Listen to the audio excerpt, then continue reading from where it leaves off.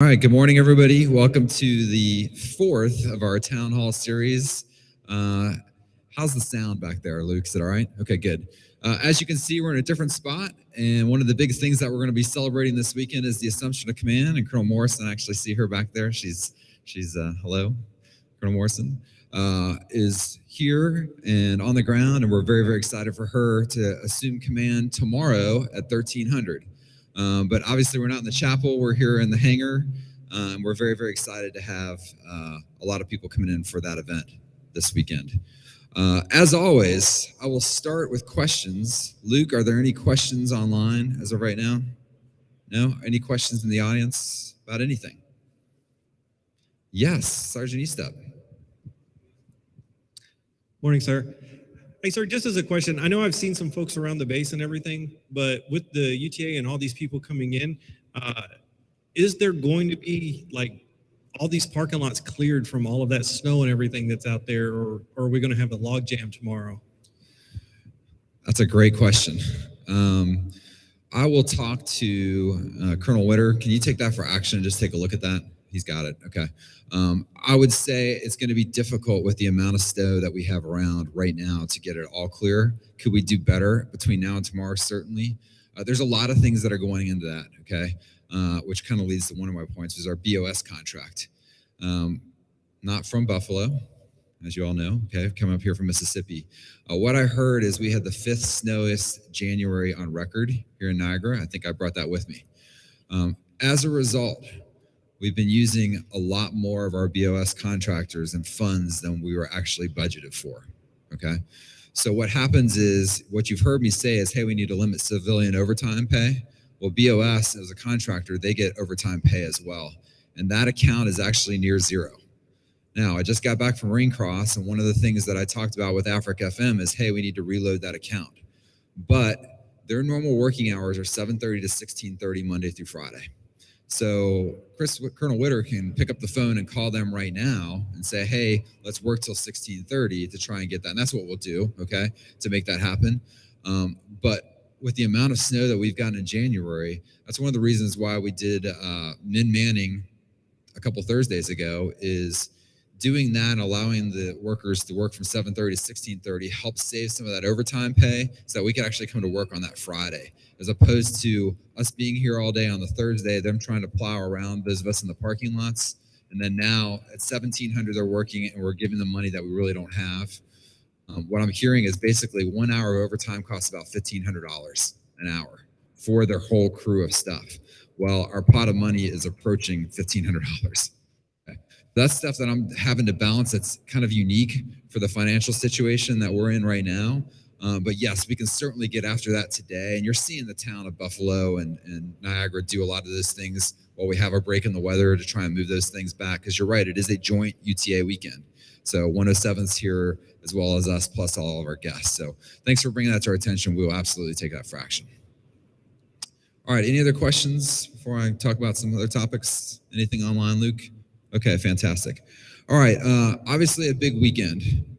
And the first town hall that we had back in October, we kind of built a calendar of what we wanted to do each UTA, right?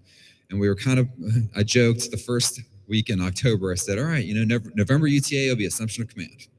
December UTA will be Assumption of Command. January UTA will be Assumption. And Colonel Morrison knows this story as well. But here we are at the Assumption of Command, and we have a lot of guests coming this weekend, okay? So Major General Pennington is flying in from 4th Air Force to do the Assumption of Command. He's arriving this evening, okay? He'll be on the facility all day tomorrow, and he will leave, I think, around noon on Sunday, okay? Just normal customs and courtesies for a general officer, right? Realize he's going to be driving his car around with a 2-star plate. So for those of you watching, please look out for him, okay?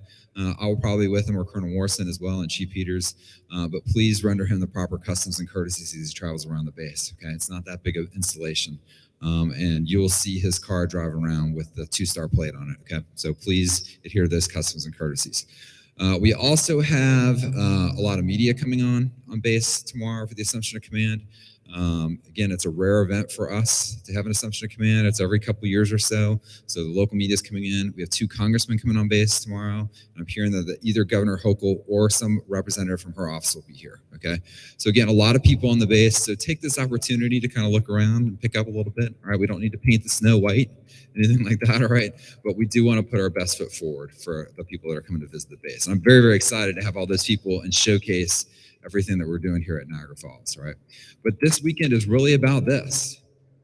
It's about the Assumption of Command. It's about welcoming Colonel Morrison in, showing her around, make sure her friends and family are taken care of. But also it's about General Pennington is going to be here for 48 hours. Tell him what's going on in your organizations. He wants to hear this stuff. I was just out with him at Raincross all weekend with Chief Peters and some of our leaders. So he's going to come around. He's going to help deliver some of our semi-annual and annual awards. He's very, very excited about that. But he's talked to me and said he wants to hear about the things going on in your organization. So do it professionally, do it politely. But as we come to your organization and there's something going on that I know about, you start, I'll finish, or Colonel Morrison will finish. We'll say, hey, there's something going on here in Building 907, sir, that may require your attention, okay? So showcase the things that are good, but don't be afraid to tell him about the things that maybe we could be doing better or that he can help us with as far as getting resources, or telling him, hey, sir, we don't have the resources to do the job. How can you help? Okay, so please do that this weekend. Once we do that about noon on Sunday, then I'm going to start focusing on the Super Bowl. I'm joking. We got CIMB that Colonel Morrison's going to lead. I'm kind of not joking about that. So obviously very excited about the Bengals. Wish the Bills were there too. Sorry about that. But this weekend is really about that focus, it's showcasing the base, right? With our strategic calendar moving forward, and Colonel Morrison and I have been in constant communication about this. As I look forward for the rest of 2022, we have stuff planned every single month. This should not be a surprise to folks, okay?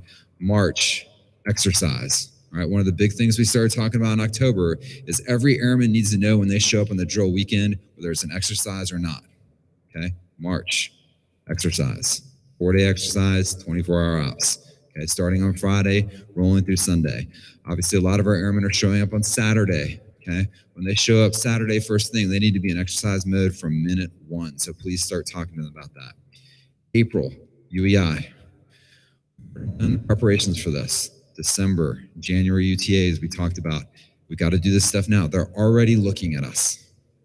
They're already looking at us, okay? So we shouldn't have to do a lot between now and April to get ready for the UEI, because all that stuff that we're doing in MICT, in iGEMS, fixing the stuff, knowing the reasons that we're resource limited, whether it's with people, supplies, money, all those things should already be identified. And if not, then they're going to find those things for us, and we're going to correct those, okay?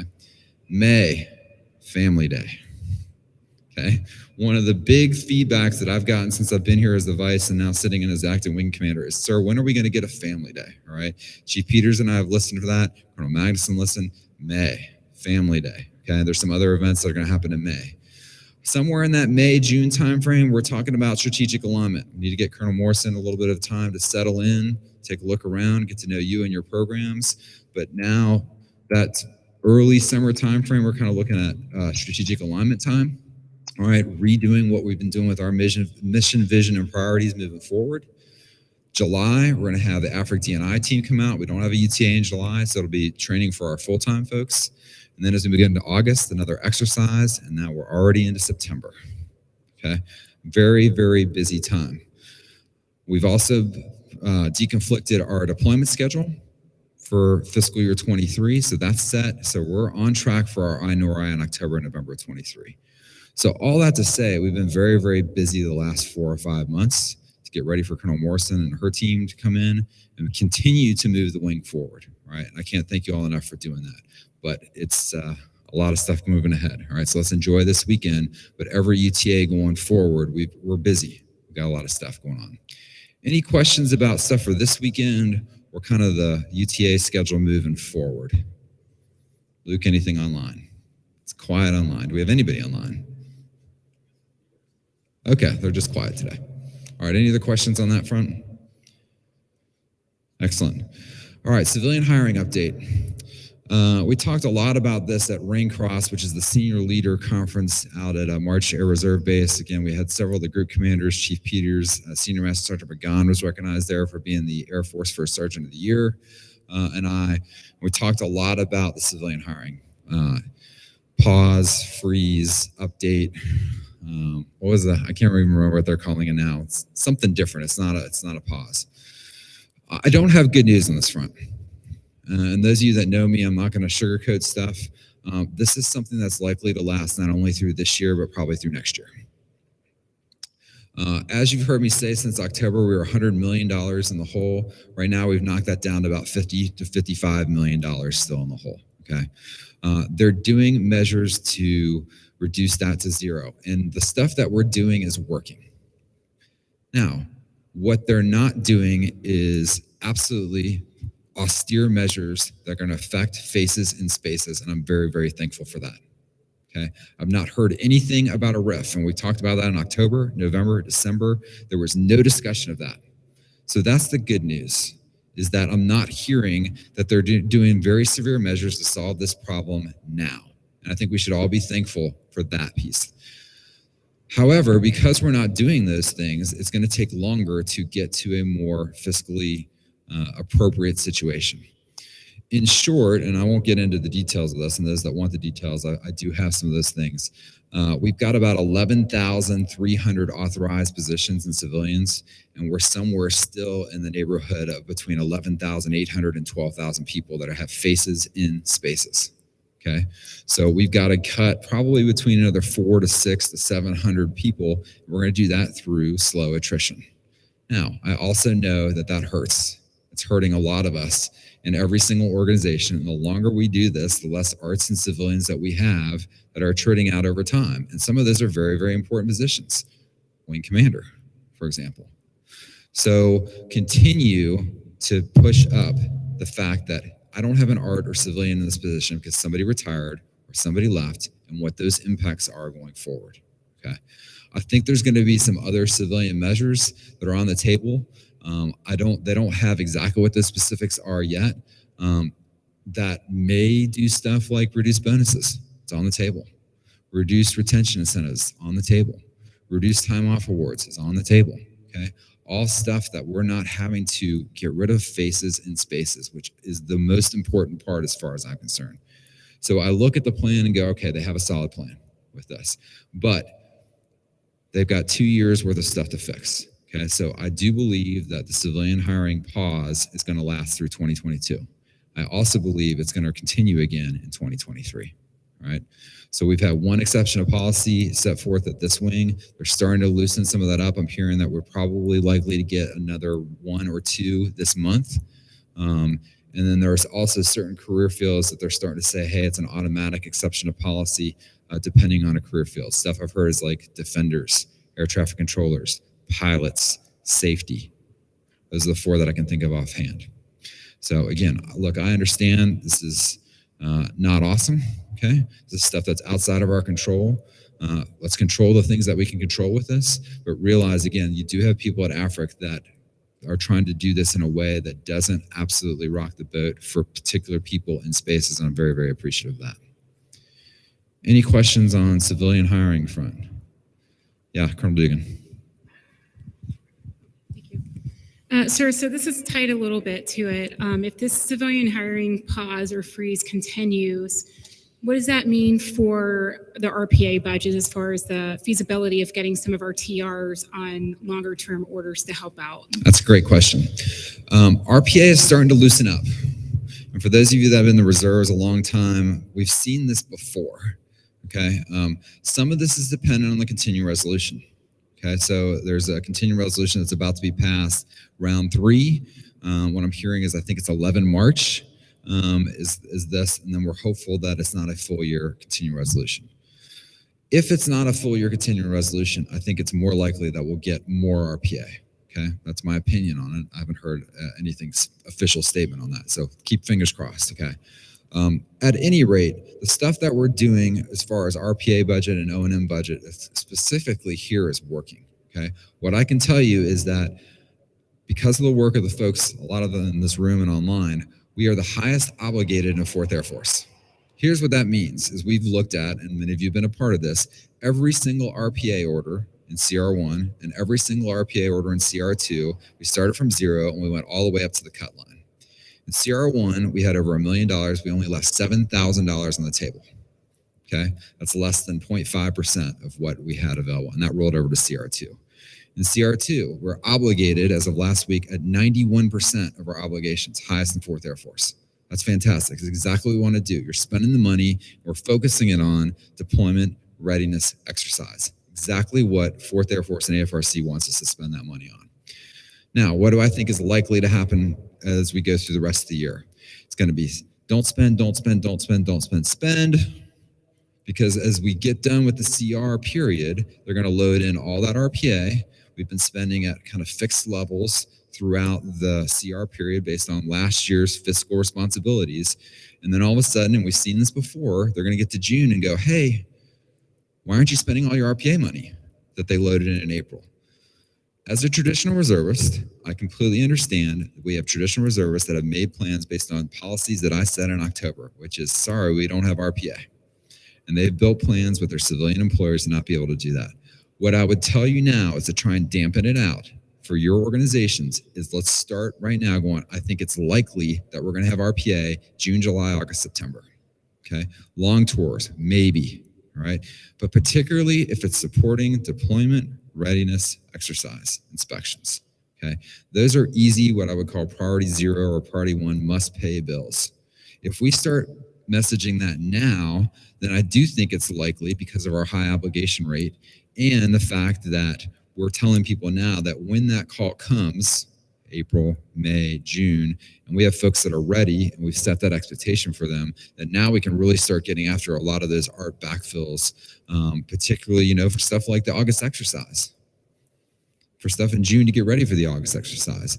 So that's not a great answer to your question, Mary, but I do think if we plan now, that we are going to probably, I can't guarantee it, but if we start messaging that now, I think it's more likely that we dampen it out for our TR, set that expectation for them and go, all right, let's do what we can in June, July, August, September to get us ready for our August NSAV, for our deployments later in the year.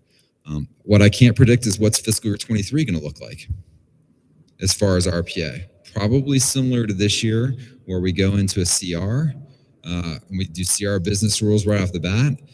Just like we did this year with those restrictions of UTA, restrictions of flying training periods, restrictions of AT, and restrictions of RPA initially.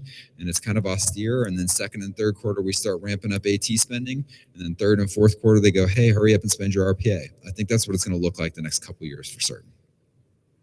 Great question. Chief Hilton, favorite question asker.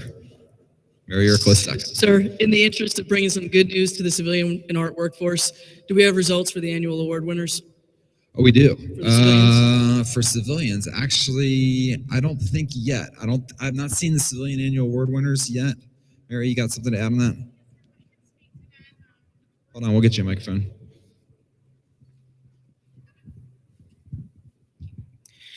So the board actually just met this week, and civilian personnel has all the packages as of this morning, and they are tying up loose ends on that. So if it's not announced today, I would anticipate early next week. Fantastic. Thanks, Chief. Anything else with civilian? Anything? Hiring pause? Yeah, Chief, go ahead. Okay. Yeah, absolutely. So the question was update on the CAC and stuff for Sunday night. So we recently went from Bravo Plus to Bravo with COVID mitigation with our HPCon.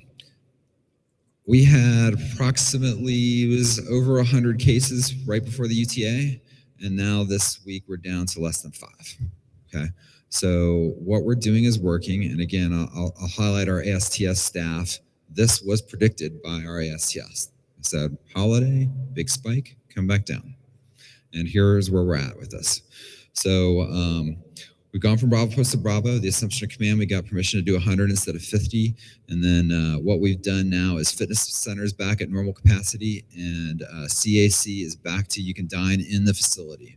We got a lot of feedback in January that because it was takeout only, we had airmen that were eating in their cars. That's not awesome. Okay, and I'm sorry for that.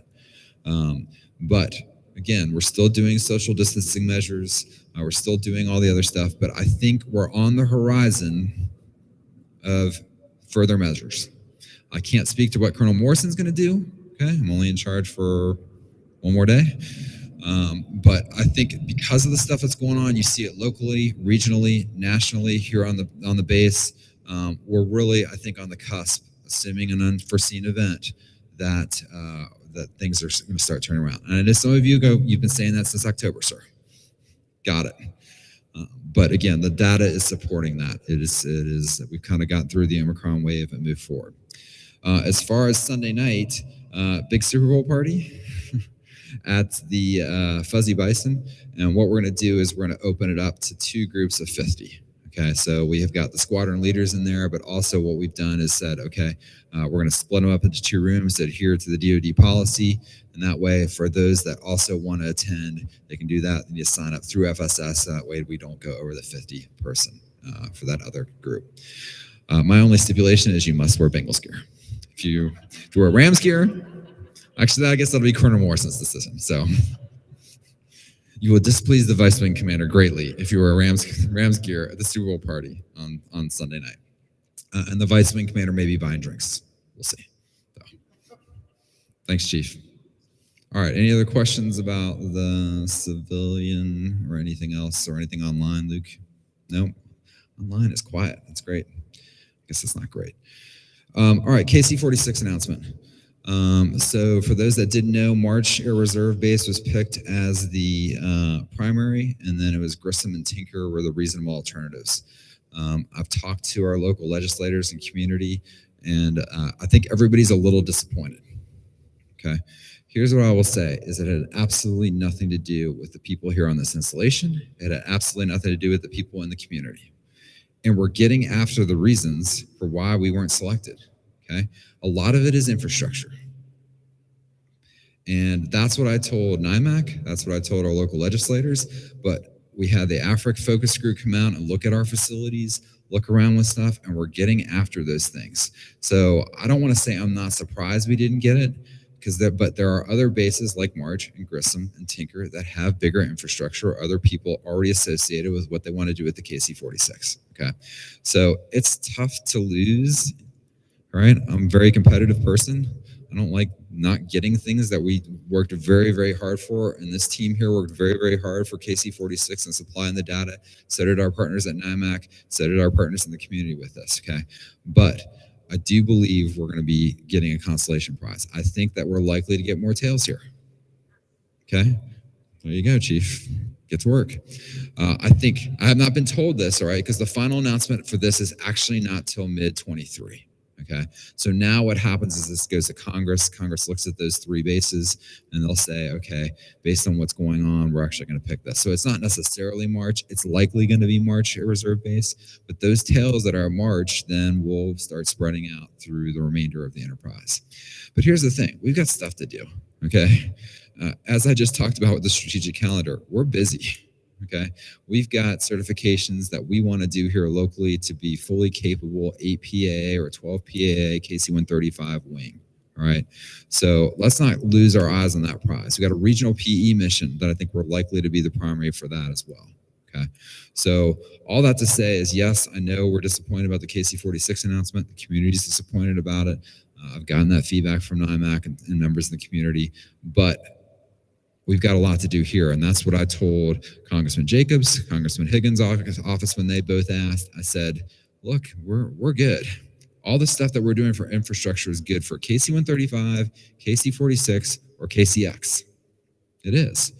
When we're going after a combined operations alert facility, I think we're likely to have probably shovels in the ground fiscal year 24 for that. Looking for runway extension. That's probably fiscal year 26. The focus report, I skimmed it. It was 1,000 pages, okay, on my flight out to California. The stuff is going to affect every single entity on this base. And I know there's a lot of aging infrastructure here at almost every single facility, but I promise that if all that stuff happens in the focus group, you're going to have a lot of new buildings here in the next 5 to 10 years. And we're working towards that. all right? And that supports whether it's KC-135, KC-46, KCX, all that stuff, and that's what we've said going forward with that. So any questions about KC-46 announcement? No, okay. Raincross Awards, unfortunately, we did not win this year. I was very disappointed about that, all right? But here's the thing, is I wasn't that surprised. And Major Fran, again, you and your team did a fantastic job writing that stuff up. And again, Captain Smith, you also helped a lot with that, so thank you. A lot of people in the room spent a lot of effort on that. We need to get certified first, I think, before we have a real chance. That's the takeaway.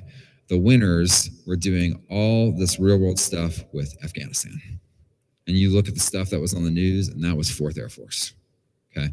Wasn't us yet, okay? But guess what? Everything that we're doing between now and November 23 is getting us ready to be on that big stage, okay? And it's coming, all right? So again, I don't like not winning, okay? I know how fantastic our team is here at this wing. We're gonna showcase that to General Pennington. I wanted him to feel sorry that he didn't pick us, okay? So you tell him this weekend, you should have picked us, sir, and here's why, okay? As he's walking around the base with things. But you see the stuff that other wings and stuff are doing in 4th Air Force, and you go, okay, we've come a long way since 2017 in the conversion. A long way, okay? We're getting closer to the finish line, right? I think we're hitting like 3rd base on our way for home, for those of you who like baseball.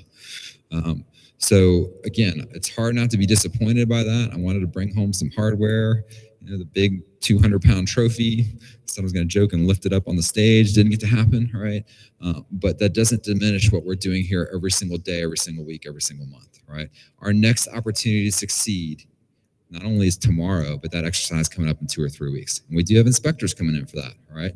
Just like we knocked it out of the park in November and the inspectors left and went, wow, you guys just started. We need to keep moving the ball forward on that. So any questions about Raincross awards? All right. Any questions online, Luke? I'm running out of topics. Okay. I will conclude with this, which is a thank you. It's been an absolute honor to be up here leading you all for the last 4.5 months. Okay. A lot longer than we expected. All right. My family's ready for me to come home. All right. This has been like a deployment for me, but a fantastic one, an absolutely fantastic one. I couldn't choose to deploy any place better than here at Niagara Falls. Those of you that know, and I've said this many times, it was Colonel Brian Bowman that pointed me up here, and I didn't know why he was doing it, but I'm very, very thankful that he did. He's a huge Steelers fan, by the way, and while the Bengals were winning, he's texted me all the time about stuff. It's like, I can't believe it. Actually, we were down 21-3. He's the one that said, you guys are going to come back and win. I said, no chance, sir. But thank you. We did a lot in the last 4.5 months. We really did, okay? I think this wing's in a much better spot now than we were 4.5 months ago. Things we talked about is making a predictable UTA schedule. We've done that. Just talked about it. We've got a predictable UTA schedule. Communication, whether it's this, chain of command, Bison 1. I feel like that's better. If it's not, please come talk to me afterwards, all right? I feel like it's better. Setting our exercise schedule to get through the finish line and the INOR. Those are the 3 big things that we talked about in October, and we did that and so much more, okay? And that's not because of me. That's because of the people in this room and the people in this wing, okay? So thank you for what you've done over the last 4.5 months, because we've really set the table, I think, for Colonel Morrison to pick up the ball and continue to run forward with it, all right? That's all I got. It's been a pleasure, and we'll do the town hall again with Colonel Morrison probably coming up forward. Thanks.